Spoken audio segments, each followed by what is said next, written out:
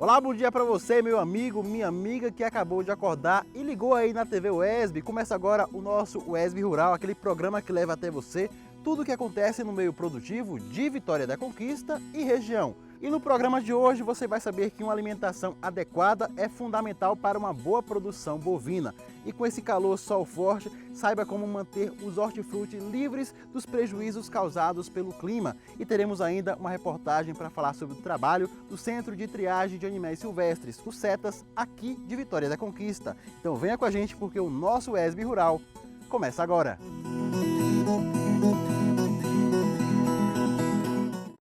Bom, gente, a conversa agora é sobre gado. Para ter uma boa produção dos bovinos, não basta somente aquela ração cara, aquela boa ração de qualidade. Essa aqui, ó, famosa palma dos pecuaristas, dos produtores que todo mundo conhece, é muito importante. E tem até uma forma correta de se cortar a palma. Nós vamos aprender agora mesmo. Na criação de bovinos, vários fatores interferem na rentabilidade. A alimentação adequada é fundamental e ela deve variar de acordo com a idade do animal e do objetivo do produtor.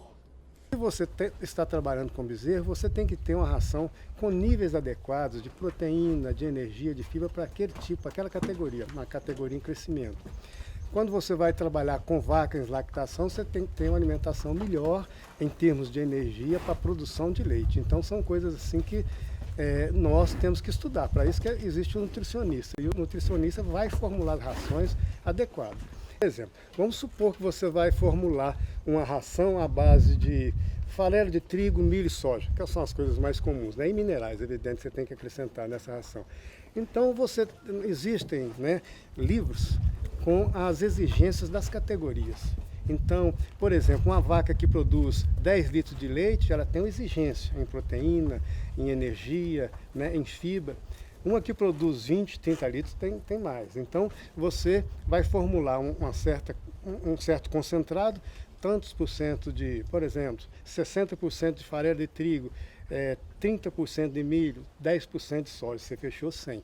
Então essa ração, em função da exigência daquele animal, de quanto ele está produzindo, é que você vai colocar mais. Hein? No setor bovino da UESB, há a criação de gado leiteiro. O professor explica como deve ser a alimentação desses animais. Gado de leite, a gente tem uma pequena diferença, porque gado de leite é um animal que está produzindo leite todo dia.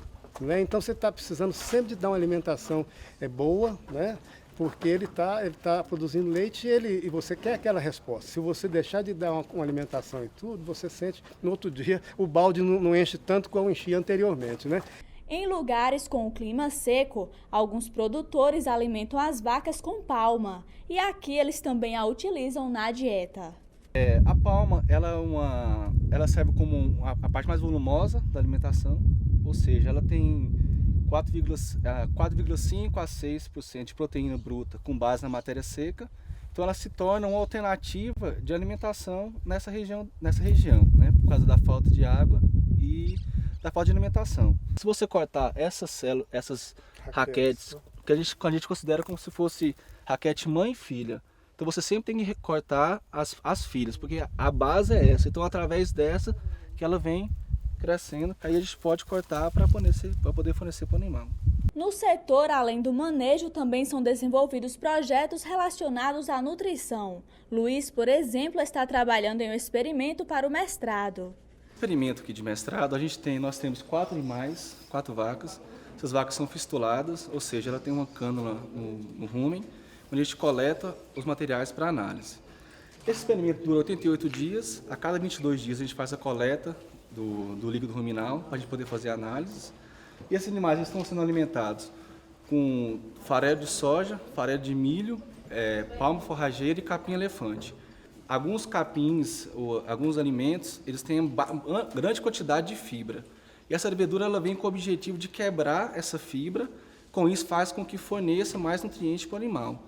Há ainda um grupo de estagiários que ajudam nas pesquisas. Sim, a gente ajuda no experimento de mestrado na formulação da ração, dos alimentos. A gente pesa a sobra, a gente pesa os grãos que a gente vai dar, o milho, a soja, os sais minerais, a gente faz a mistura, passa a palma, a gente mistura tudo, joga dentro do coxo que eu vou levar para o resto da minha vida, pro meu conhecimento, até na prática mesmo, quando eu me formar no trabalho. Assim, os alunos aprendem na prática os valores nutricionais dos alimentos e os métodos ideais para cada categoria do rebanho. E agora nós vamos saber como estão os preços de alguns produtos na região no quadro Cotações.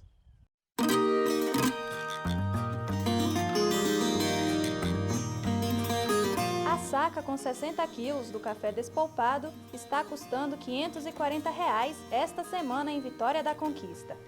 A mesma quantidade do café bebida dura custa R$ 460 e o tipo Rio está sendo vendido por R$ 360. A arroba do boi gordo fecha a semana com média de preço de R$ 145 em Jequié e R$ 142 em Itapetinga. O litro do leite está sendo vendido a 93 centavos em Itapetinga e R$ 1,10 em Vitória da Conquista. A arroba da carne de cabra está custando R$ 120 em Jequié. Agora a fruticultura.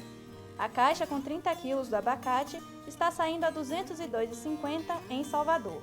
Já a caixa com 20 quilos do maracujá sai a R$ 35 em Jaguaquara.